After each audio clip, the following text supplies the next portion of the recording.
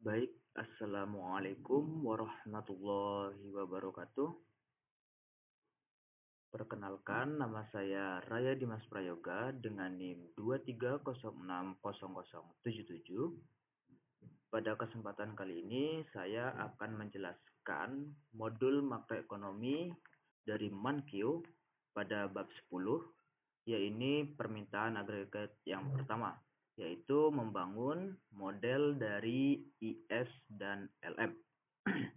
Oke. Yang pertama itu dari titik balik atau Great Depression. Nah, depresi besar. Depresi besar itu menyebabkan banyak ekonom mempertanyakan keabsahan teori ekonomi klasik yang dijelaskan pada bab 3 sampai bab 6. Nah, mereka percaya mereka itu perlu model baru untuk menjelaskan kemerosotan ekonomi yang dahsyat itu, dan untuk menyarankan kebijakan pemerintah yang bisa mengurangi kesulitan ekonomi yang masyarakat alami. Nah, itu pada tahun 1930-an, sekitar 25% dari angkatan kerja, yang menimbulkan pengangguran besar dan penurunan pendapatan yang sangat tajam. Oke. Pada tahun 1936, itu John Maynard Keynes menulis The General Theory of Employment, Interest, and Money, itu menantang pandangan dari ekonomi klasik tersebut. Di dalamnya, ia itu mengusulkan cara baru untuk menganalisis perekonomian yang ia hadirkan sebagai alternatif dari teori klasik. Ada 2 poin utama. Yang pertama itu, ekonomi itu tidak selalu pulih sendiri dengan cepat. Ada dampak jangka panjang dan dampak jangka pendeknya. Nah, dalam jangka pendek itu pendapatan nasional dipengaruhi oleh permintaan agregat atau agregat demand. Nah, apa sih agregat demand itu? Nah, Keynesian itu menyatakan permintaan agregat rendah bertanggung jawab atas rendahnya pendapatan dan tingginya pengangguran yang mencirikan kemerosotan dari ekonomi. Ia mengkritik bahwa hanya penawaran agregat yang menentukan pendapatan nasional. Nah, seperti yang saya bilang tadi, dalam jangka pendek, pendapatan nasional dipengaruhi oleh permintaan agregat. Kita masuk, apa itu permintaan agregat atau permintaan agregat demand? Nah, permintaan agregat atau agregat demand itu adalah total permintaan barang dan jasa dalam perekonomian. Nah, ada yang namanya kurva IS, yakninya kurva IS ini menunjukkan hubungan antara suku bunga dan pendapatan. Nah, ketika suku bunga naik, maka konsekuensinya itu ada mekanisme transmisi yang dampaknya maka investasi itu akan menurun. Nah, investasi itu komponen dari agregat demand. Y itu sama dengan AD. Nah, jika pertama itu 100, maka turun ke 50. Ketika suku bunga naik, dapat menurunkan output atau menurunkan pendapatan di kurva IS. Nah, seperti yang saya bilang, di dalam kurva IS, jika suku bunga naik, maka investasi itu akan turun. Jika harga investasi naik atau jika harga barang naik, maka kita akan malas untuk membelanjakan uang kita atau berinvestasi. Sama halnya dengan harga lauk pauk, pada pagi hari itu harga akan tetap atau harga tinggi. Nah, jika sore atau orang tidak mau beli, maka akan turun. Maka banyak orang akan membeli. Itu merupakan permintaan agregat atau agregat demand. Nah, dalam agregat demand itu ada yang namanya C, I, G, dan NX.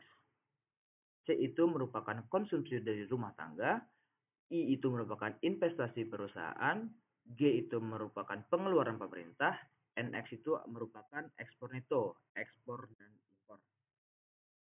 Oke. Kemudian kita masuk ke kurva LM-nya. Nah, di dalam kurva LM ini menunjukkan kurva ISLM ini menunjukkan keseimbangan pasar barang dan pasar uang. Nah, jika IS itu pasar barang, maka LM itu merupakan pasar uang. Oke. Kurva LM menunjukkan hubungan antara banyaknya pendapatan di pasar uang. Nah, kurva LM ini terbentuk berasal dari keseimbangan di pasar uang. Pasar uang dibentuk kurva money supply dan money demand itu slope-nya negatif.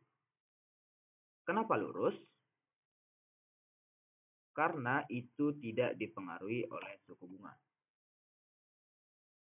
Itu nanti kita jelaskan.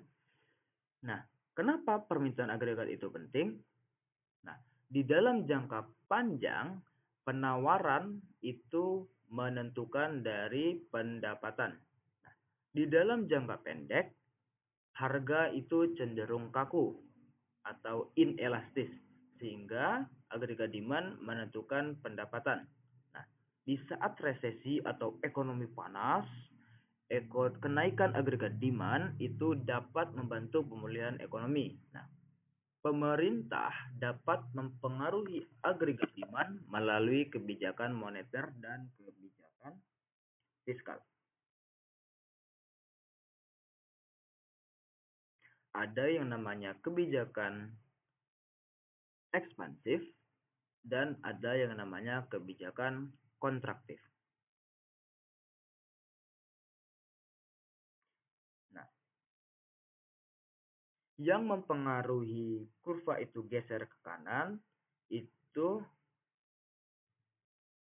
jika kebijakan fiskal ekspansif, maka pengeluaran atau belanja pemerintah dinaikkan.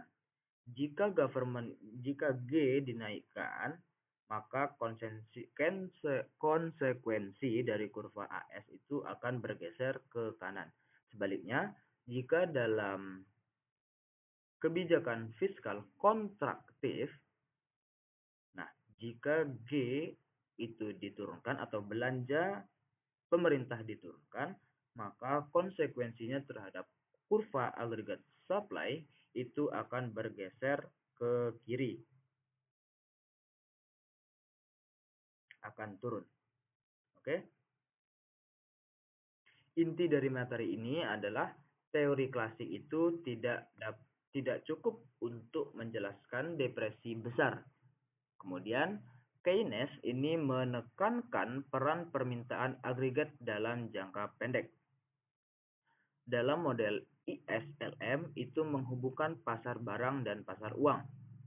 Jika IS itu pasar barang, yang kombinasi pendapatan Y dari tingkat bunga yang menyeimbangkan permintaan dan penawaran barang, kemudian maka LM itu merupakan pasar uang, merupakan kombinasi Y dan R yang menyeimbangkan permintaan dan penawaran uang. Nah, kurva IS itu merupakan singkatan dari investasi dan saving atau tabungan. Ini memplot bahwa hubungan antara tingkat bunga dan tingkat pendapatan yang muncul di pasar barang dan jasa. Ingat, pasar barang dan jasa.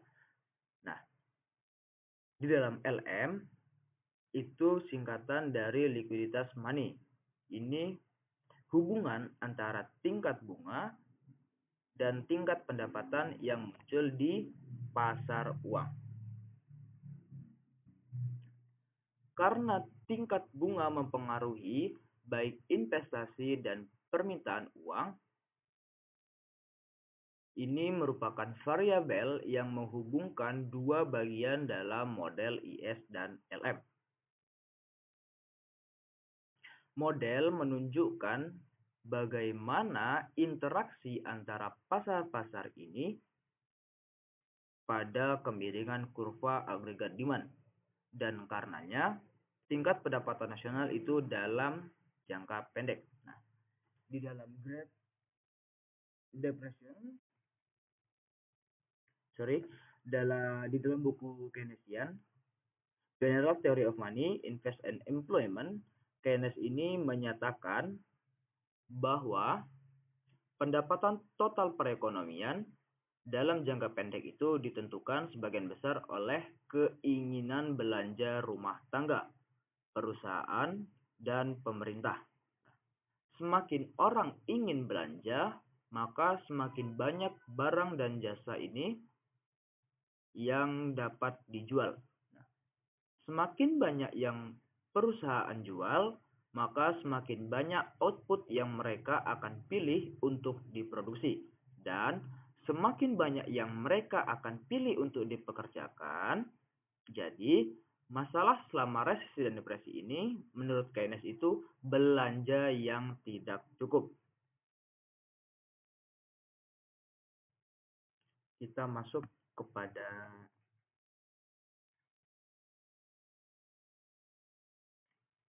PowerPoint-nya. Nah, di sini dapat kita lihat pada perpotongan Keynesian. Nah, coba kita lihat perpotongan dari Keynesian ini menunjukkan bagaimana pendapatan Y ditentukan untuk tingkat tertentu, investasi terencana I, dan kebijakan fiskal G dan T, government and tax. Nah, kita dapat menggunakan model ini untuk menunjukkan bagaimana pendapatan berubah ketika salah satu variabel eksogen berubah. Pengeluaran aktual atau actual expenditure adalah jumlah rumah tangga, perusahaan, dan pemerintah membelanjakan untuk barang dan jasa atau GDP, produk domestik bruto. Oke. Pengeluaran yang direncanakan atau planned expenditure adalah jumlah yang rumah tangga, perusahaan, dan pemerintah ingin membelanjakan untuk barang dan jasa. Perekonomian ada di equilibrium jika pengeluaran aktual atau pengeluaran yang direncanakan Y sama dengan E. Dapat kita lihat pada kurva. Pengeluaran aktual Y sama dengan E. Kemudian pengeluaran yang direncanakan atau planned expenditure itu E. Itu sama dengan konsumsi ditambah investasi ditambah belanja pemerintah. Y1 bergeser kepada Y star, kemudian Y2 juga bergeser kepada Y star. Nah, dapat kita lihat pada perubahan belanja pemerintah ini dapat mempengaruhi dari perekonomian, karena belanja pemerintah adalah salah satu komponen pengeluaran. Belanja pemerintah yang lebih tinggi berakibat pada pengeluaran direncanakan yang lebih tinggi. Coba kita lihat pada kurva. Ada planned expenditure C plus I plus G. Kemudian ada pengeluaran aktual atau actual expenditure Y sama dengan E. Jika government itu dinaikkan, maka kurva akan bergeser ke kanan atau ke atas dari A ke B, dari Y star ke Y1. Nah, kenaikan belanja pemerintah ini meningkatkan pengeluaran yang direncanakan sejumlah untuk semua tingkat pendapatan. Jadi, equilibrium itu bergerak dari A ke B dan pendapatan meningkat. Nah, dapat kita ingat bahwa kenaikan pendapatan Y melebihi kenaikan belanja pemerintah. Jadi, kebijakan fiskal memiliki dampak pengganda pada pendapatan. Nah, jika belanja pemerintah naik, ini merupakan asumsi, jika belanja pemerintah naik $1, maka output itu mungkin akan naik sebesar $1. Tapi dalam realitanya, pengganda menunjukkan perubahan permintaan output atau Y itu akan lebih besar dari perubahan awal belanja. Karena ketika ada kenaikan belanja pemerintah atau G, pendapatan juga meningkat sebesar delta G. Nah, kenaikan pendapatan akan meningkatkan konsumsi sebesar MPC dikali G, di mana MPC adalah kecenderungan mengkonsumsi marginal. Kenaikan konsumsi meningkatkan pengeluaran dan pendapatan lagi. Nah, kenaikan kedua pada pendapatan sebesar MPC dikali delta G dapat meningkatkan konsumsi lagi. Jadi, MPC itu dikali dari MPC dikali delta G. Yang kembali dapat meningkatkan pendapatan dan begitu seterusnya. Dikali. Jadi, proses pengganda ini dapat membantu menjelaskan dari fluktuasi permintaan output. Contohnya, nah, jika sesuatu dalam perekonomian ini mengurangi belanja investasi, maka orang yang pendapatannya menurun itu akan belanja sedikit.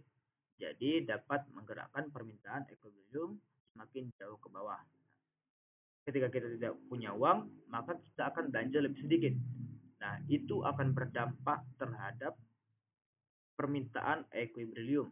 Jadi aggregate demand itu akan bergeser ke bawah dan titik keseimbangan itu akan bergeser ke titik equilibrium yang baru. Nah, ini dari tingkat bunga, investasi, dan kurva IS. Kita masuk ke kurva IS dulu. Nah, hubungan antara tingkat bunga dan investasi pada model I itu sama dengan I atau R. Fungsi investasi digambarkan miring ke bawah, menunjukkan hubungan terbalik antara investasi dan tingkat bunga. Nah, jika dalam kurva Y itu hubungan terbalik, maka sebaliknya, kurva LM itu hubungan positif. Nah, kurva Y ini hubungan antara tingkat bunga dan tingkat pendapatan yang ditunjukkan oleh perpotongan Keynesian.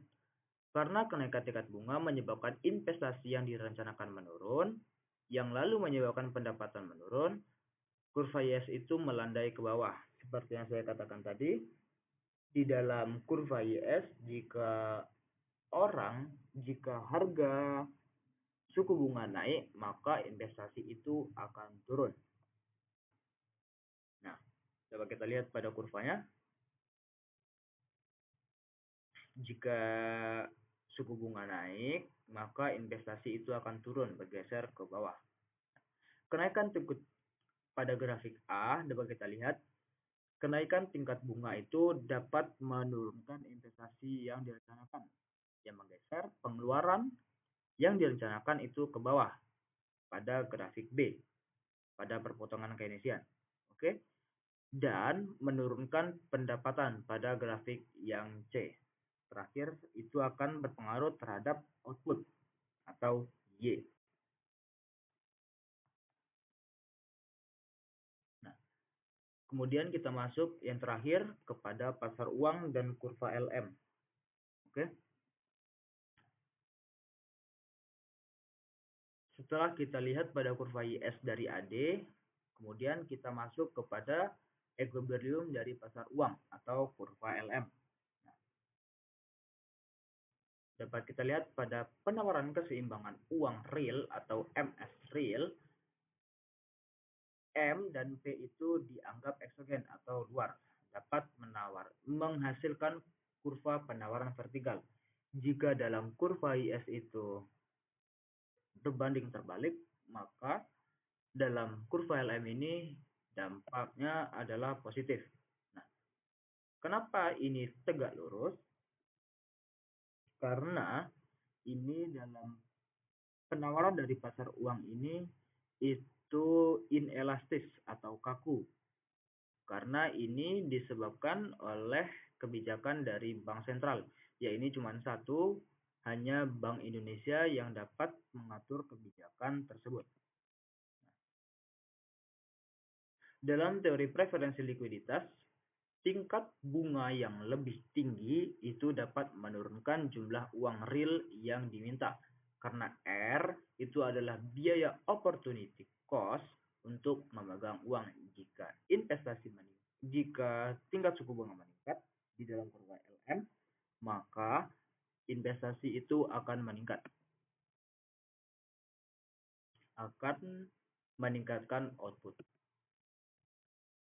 Nah, penawaran dan permintaan keseimbangan uang real itu dapat menentukan tingkat bunga. Pada tingkat bunga equilibrium, jumlah keseimbangan uang diminta sama dengan jumlah yang ditawarkan. Oke, mungkin hanya sekian yang dapat saya sampaikan. Selanjutnya kita dapat melanjutkan kepada kurva permintaan agregat yang kedua pada bab 11. Mohon maaf jika ada kesalahan. Saya Raya Dimas Prayoga pamit undur diri. Assalamualaikum warahmatullahi wabarakatuh.